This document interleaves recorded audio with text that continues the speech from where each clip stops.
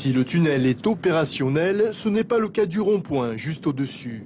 En effet, son ouverture a été reportée d'une petite semaine, le temps d'enlever la première couche d'enrobé et d'en poser une seconde, beaucoup plus sécurisante. On avait donc demandé un enrobé qui était grenu ou semi-grenu.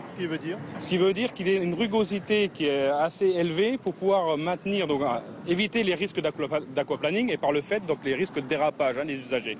Les enrobés qui avaient été mis vendredi dernier ne correspondaient pas à ces caractéristiques.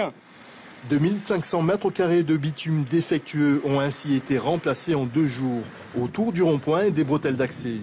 Et le nouvel enrobé a passé haut la main le test du sable fin.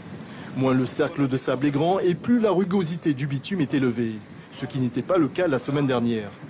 Autre crainte rapidement dissipée, les micro-fissures dans le tunnel.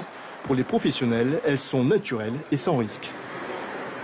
Ces fissures sont prises en compte dans les calculs de béton armé. Il n'y a aucune influence sur la résistance à terme de l'ouvrage, d'autant plus que sur celui-ci, on a une double étanchéité à la surface et donc on n'a pas d'arrivée d'eau qui risque d'appliquer des corrosions d'acier. Un ouvrage a priori solide, bien utile pour fluidifier le trafic et embellir le site. C'est ainsi qu'un artiste et des ouvriers construisent sur le rond-point une œuvre représentant Punaouia. C'est la symbolique des porteurs d'orange.